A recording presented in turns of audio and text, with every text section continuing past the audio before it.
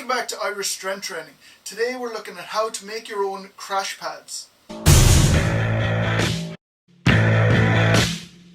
So you've created your own gym at home, you're happy out, you're lifting your weights, deadlift, overhead press, whatever it is, and then you're dropping those weights down onto the ground.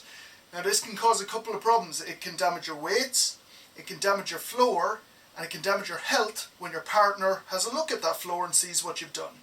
Not to mention how much your neighbours are going to hate you after a few weeks of... You need crash pads, which are these guys. And what they do is you put them underneath the weights so that when the weights crash down, that they land on these rather than hit the floor. Now these are €130 for a pair, which I'd prefer to spend on protein and more weights really. But I'm going to show you a very easy way to make these at home, and depending on what you have lying around the house, it could cost you nothing, but at most it's going to cost you around €10. So this is pretty easy to do and you don't need a whole lot for it. We're going to start with our underlay, which is what people put down under new carpets, tiles, anything like that. Some of you may have this lying around the house. If you know anyone that is renovating their house or putting down new carpet or anything like that, you can always use the underlay that they take up, the old underlay. It's perfectly fine to use that.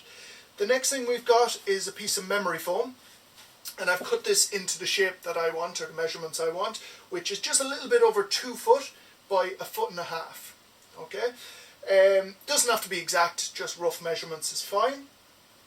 Next thing we've got is our shrink wrap. Okay, you can get this in all different colours, blue, red, white, whatever you want. I've gone with the black. You'll need your scissors. Now if you don't have memory foam, that's fine. You can just double up on your underlay. You're going to do at least about 20 layers of underlay. If you're not using memory foam, make that 30 to 40 layers. So I'm really starting to feel like an arts and crafts teacher here. I have cut out my first section of my underlay. And again, I've cut it to the shape that I want. Once I've got my first piece, I'm just going to use that as a quick measurement to cut out all of my other pieces. So now that I've got them all cut into roughly the same shape, the next step is our shrink wrap. Now, if you've got another person, use them, it'll make it a lot easier. It is pretty hard to get that first rotation of the shrink wrap going because there's nothing for it to stick to until you've got a full rotation. Don't worry if the first rotation is a little bit loose. Once you put the rest of the shrink wrap on, it'll all tighten up. You're trying to put it on as tight as you can and make it secure as you can. So finally, I'm going to demonstrate how the crash pads actually work. This will be the same for most of your moves, however I'm going to do a log press to demonstrate.